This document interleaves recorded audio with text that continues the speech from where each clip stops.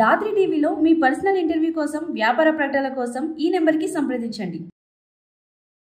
దాదాపు 90 ఏళ్ల కిందటి తెలుపు నలుపు మూగ భాషల హాలీవుడ్ సినిమా మోడర్న్ టైమ్స్ 1936లో విడుదలైన ఈ చిత్రానికి రచయిత, నిర్మాత, దర్శకుడు, హీరో ప్రపంచ ప్రఖ్యాత నటుడు చార్లీ చాప్లిన్. పారిశ్రామిక విప్లవంతో మనిషి యంత్రంలో యంత్రంగా ఎలా మారిపోయాడన్నది ఈ సినిమా కథ. యంత్రాలు చేయబోయే విధ్వంసం గురించి కూడా తమాషాగా చూపించాడు. హోటల్కు వచ్చిన కస్టమర్లు టేబుల్ ముందు కూర్చోగానే ఒక ప్లేటును యంత్రం ముందుకు తోస్తుంది. అందులో బ్రెడ్ ముక్క, కేక్, ఇతర ఆహార పదార్థాలు ఉంటాయి. యంత్రమే వాటిని మన నోట్లో పెడుతుంది. తిన్న తరువాత యంత్రమే మన మూతి తుడుస్తుంది. డెమోలో మొదట అంతా బాగుంటుంది. కాస్త వేగం పెంచగానే యంత్రం మన మూతిపళ్ళు రాలగొట్టి మొత్తం కేకును మన మొహానికి పోస్తుంది. మనిషి యంత్రాల చక్రాల మధ్య ఎలా నలిగిపోతున్నాడో, బోల్ట్లో బోల్టుగా ఎలా మారిపోయాడో, మెదడు కోల్పోయి ఎలా యాంత్రికంగా తయారయ్యాడో 100 ఏళ్ల కిందటే మూగ భాషలతో చెప్పిన చార్లీ చాప్లిన్ దృష్టి కోణం అనన్య సామాన్యం.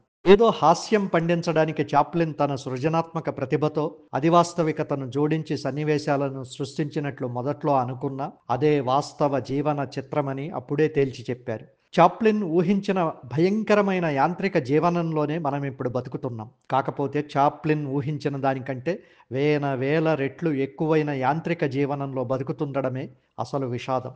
ఈ విషాదానికి చట్టబద్ధత కల్పించే మోడర్న్ టైమ్స్లో ఉన్నామని తెలిస్తే చాప్లిన్ ఎన్నెన్ని అల్ట్రా మోడర్న్ టైమ్స్ సినిమాలు తీయాలో. పోయాడు కాబట్టి బతికిపోయాడు. బతికి ఉన్న మనం పోలేక చస్తున్నాం. సినిమా నుండి అసలు విషయంలోకి వెళదాం. కర్ణాటక రాజధాని బెంగళూరు ఐటీ పరిశ్రమలకు స్వర్గధామం. రాజీవ్ గాంధీ హయాంలో 1986లో సార్క్ సమావేశాలేవో బెంగళూరు, నందిహిల్స్ ప్రాంతాల్లో జరపడంతో ఒక పెద్ద పల్లెలా ప్రశాంతంగా ఉన్న నగరం అంతర్జాతీయ యవనిక మీద రెపరెపలాడింది. ఆ తరువాత ముఖ్యమంత్రి ఎస్ఎం కృష్ణ బెంగళూరును ఐటీకి మారుపేరుగా మార్చారు. ఇప్పుడు బెంగళూరు తనను తానే గుర్తుపట్టలేనంతగా మారిపోయి ఆకాశమే హద్దుగా విస్తరిస్తోంది. ఇంకా విస్తరిస్తూనే ఉంటుంది. ఐటీ ఉద్యోగులు రోజుకు 10 గంటలు ప్లస్ 2 గంటల ఓవర్ టైం కలిపి రోజుకు 12 గంటలు పనిచేస్తే చాలదని, రోజుకు 12 గంటలు ప్లస్ 2 గంటల ఓవర్ టైం కలిపి 14 గంటలు పనిచేయాలని ఆ మధ్య ప్రఖ్యాత ఇన్ఫోసిస్ అధినేత నారాయణమూర్తి ఎక్కడో ఏదో సందర్భంలో అన్నారు. మరికొన్ని ఐటీ కంపెనీలు కూడా అవునవును, లక్షల జీతాలు, అంతులేని వసతులు, ప్రోత్సాహకాలు ఇచ్చేటప్పుడు రోజుకు 14 ఇంటూ వారానికి 5 రోజులు ఈక్వల్ టు 70 గంటలు పనిచేస్తేనే పరిశ్రమ బతికి బట్ట కట్టగలుగుతుందని వంతపాడారు. భారతదేశంలో కార్మిక చట్టాలు ఎంతగా దేవతా వస్త్రాలైనా ఉద్యోగుల పనివేళలకు సంబంధించి ఏవో కొన్ని నియమ నిబంధనలు ఉండి చచ్చాయి. అవి ఐటీ కంపెనీలకు అడ్డొస్తున్నాయి. అందుకు చట్టాన్నే మార్చడానికి కర్ణాటక శాసనసభలో ప్రవేశపెట్టడానికి వీలుగా ముసాయిదా బిల్లును క్యాబినెట్ ఆమోదించింది. సమాజం నుండి తీవ్రమైన వ్యతిరేకత రావడంతో బిల్లుకు చట్టబద్ధత కల్పించకుండా డస్ట్బిన్లో పడేశారు.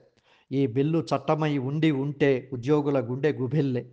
ఒడిలో ల్యాప్టాప్, చేతిలో స్మార్ట్ ఫోన్, టేబుల్ ముందు డెస్క్టాప్, ఆఫీస్లో పని, ఇంట్లో ఆఫీస్ పని, బాత్రూమ్ కాలకృత్యాల కమోడ్ మీద కూడా వదలని జూమ్ మీటింగ్లు, భార్యాభర్తల సరస శృంగార హనీమూన్లలో కూడా వదలని ఆఫీసు బాసులు, టార్గెట్లు, ఊస్టింగులు, చేసిన అప్పుల ఈఎంఐలకు సరిపోయే నెల జీతాల ఐటీ జీవితాలు. రాత్రి పగలు పనిచేస్తున్నట్టుగానే ఉంది. కంప్యూటర్కు ఫోన్కు మధ్య తేడా లేదు. వ్యాలెట్కు, ఫోన్కు, పోస్ట్ కార్డుకు మధ్య తేడాలు లేవు. ఉద్యోగులు 24 గంటలు పైవారికి అందుబాటులోనే ఉంటున్నారు. చాలామందికి ఇలా అందుబాటులో ఉండడం కూడా ఒక పనే అనే సంగతి కూడా తెలియడం లేదు. టెక్నికల్గా ఆల్రెడీ రోజుకు 24 గంటల పని చేస్తూనే ఉన్నారు. ఇప్పటి సందర్భం ఏమిటంటే, ఇంట్లో ఎంతసేపు భార్య మొహం చూస్తారు?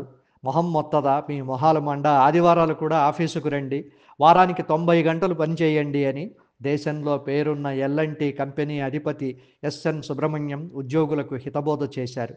ఐటీ కంపెనీలన్నీ వారానికి 5 రోజుల పని అంటే మీరేమో వారానికి 6 రోజులు పని చేయించుకుంటున్నారు అని ఒక ఉద్యోగి తన నిరసనను వ్యక్తం చేయగా సుబ్రహ్మణ్యం కోపం కట్టలు తెంచుకుంది. నేను ఆదివారం కూడా పనిచేస్తున్నాను. మీతో ఆదివారాలు పని చేయించుకోలేకపోతున్నందుకు సిగ్గుపడుతున్నాను. ఇక ఆదివారాలు కూడా పని చేయాలి. Come on let's be on job అని ఉద్యోగులకు హితబోధ చేశారు. అన్నట్లు ఈ మోడర్న్ టైమ్స్ సినిమాను తీసే చాప్లిన్లు ఏరి ఎక్కడ?